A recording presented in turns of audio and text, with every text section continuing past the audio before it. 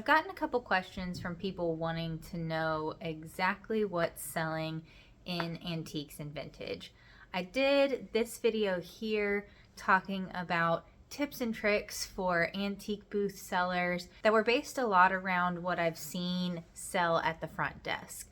And for the most part, those have come from vendors that don't sell a lot of antiques. Now, as far as other antique booths in Grit and Grace Market, I don't have a great idea of what's selling all the time because I'm not at the front desk all the time, but what I can do is give an overview of what I've been able to sell out of my antique booth the last couple months. Now, right now we're in January, which tends to be one of the slowest months out of the year. I almost always plan on just breaking even in my antique booth. Sometimes I might make a little bit, sometimes I might have to pay in a little bit, but either way, it tends to be kind of a break-even month for me. However, the last quarter of every year, which is October, November, and December, those tend to be my best months out of the year. What I have here are all of my sales for the last quarter of 2022 and the last quarter of 2023.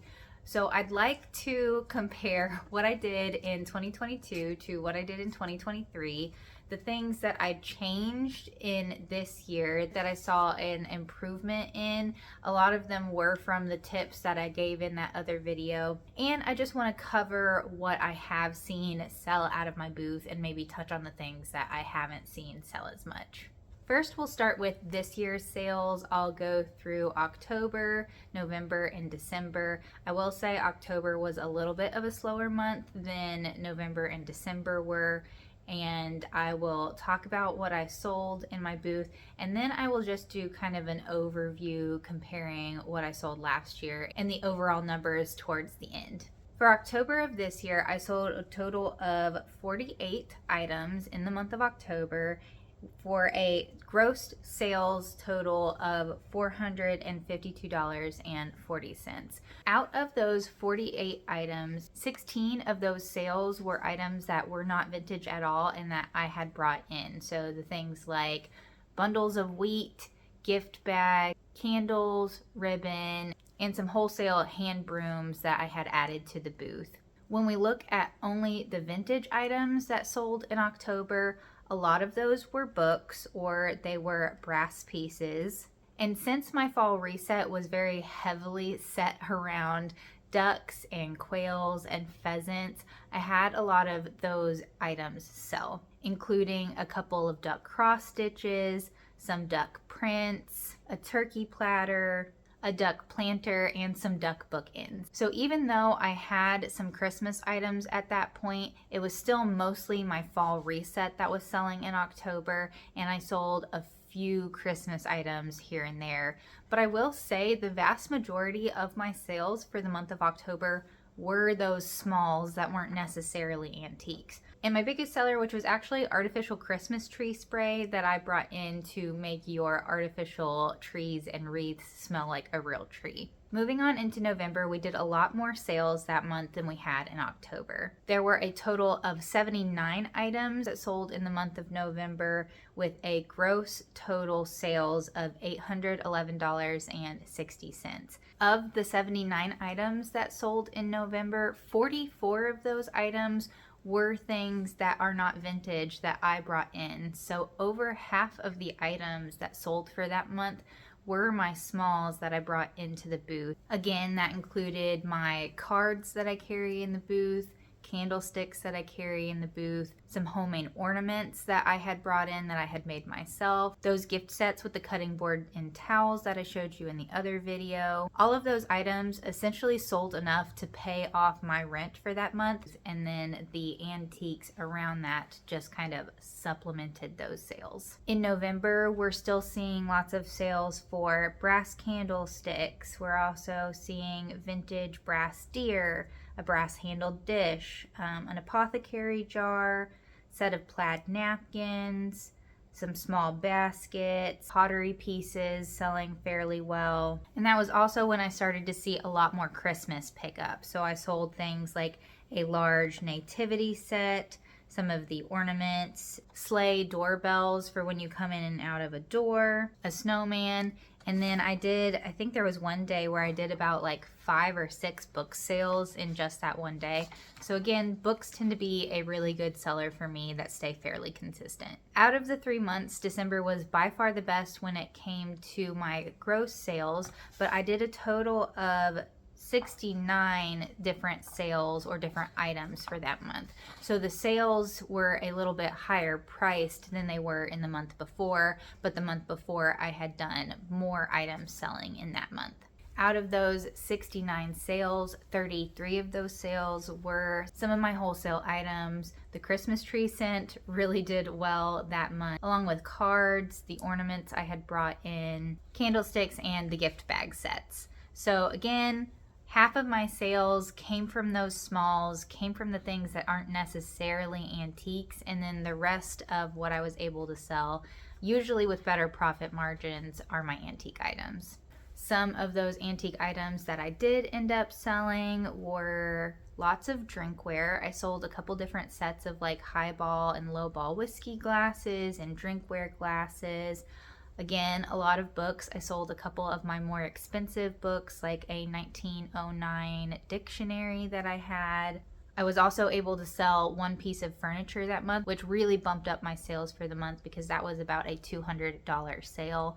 And again, you see things in December like a brass lily lamp, a brass floral planter, a vintage coffee grinder. My artwork did really well this month as well. I sold a couple of different prints, including a framed floral print, a Village Road print, a Winnie the Pooh print, and some other pieces of artwork that had been on the wall. Some other things that sold were ceramics like vases and bowls, and also kind of like medium to large size items, like I sold a bread box and also a big wooden toolbox that I had had in the booth for a while. And all of these sales were based out of the 8x10 space before I moved into the larger space this January. Now, when it comes to comparing the sales that I had over the last quarter in this year versus what I did in the last quarter of 2022, in the last quarter of this year, I did a total of $2,210.41 in gross sales, compared to last year in October, November, December. I did a total of $1,548.70. So that is a difference of $661.75 more in sales this year versus last year after not implementing any of my smalls last year. The only thing that I carried in smalls last year that I still carried this year were cards. As far as the sales that I've seen for this month in my booth, I have noticed that brass is still selling. I've sold a couple of brass candlesticks. I have already sold a piece of clothing, which I brought in last week. I sold one piece of artwork and then a couple of glazed ceramic pieces. One was a jar with a green man on it, and the other one was like a small white bird sculpture. So when I'm talking about bringing in smalls to the booth and how much of a game changer they are into really assisting your antique sales, this is kind of what I'm talking about. The smalls make the rent, your antiques make you money. And it really is a way just to supplement a little bit so that you can allow your antiques to sit a little bit longer. For me, when we talk about what's selling and what isn't selling in antique booths, it can be really hard to pinpoint because I think there are so many different styles when it comes to types of antique booths, when it comes to different styles that people offer and what people are looking for. I think it can be really good to look outside of the antique world and try and pay attention to different styles and trends that you might see in clothing, in furniture, in decor, because then you can incorporate those things into your booth spaces. I think some of the best things that you can do are really dive into what type of booth you're wanting to create. And you might have heard the term niching down into your specific style. So as I'm trying to niche down into my cottagecore or light academia style, some people niche down into an Americana style or specifically mid-century modern, or we have sellers who sell specifically antique toys. So I think if you can really pinpoint what you're wanting to focus your antique booth on, it can really help draw in customers who know that you're a place to go to find what they want, and they will continue coming back over and over and over again. Solely for myself, when I go out sourcing, I'm not necessarily looking for a collector's items. I do pay attention to what items are collectible and will pick them up if I see them. But for the most part, I'm looking at how that item can be styled when it comes to the type of decor that I'm selling to my clients and customers. I'm looking at pulling a cohesive collection together, on inspiring people in ways that they can use the items in their home, and then focus on displaying those items in the same way so that when someone sees that item in my booth, they can look at it and say, oh, that would go great in such and such place in my house, or that's how I could use that item to decorate my own house. To add to that, I do think supplementing in your antique items with other smalls that fit into that category is a really good idea. You can be creative here and pull things in your own way that really corresponds with what you're trying to develop in your booth space. If we get down into specifics of what I have seen sell well, or at least sell well for me, in my type of light academia and cottagecore style, I sell a lot of baskets.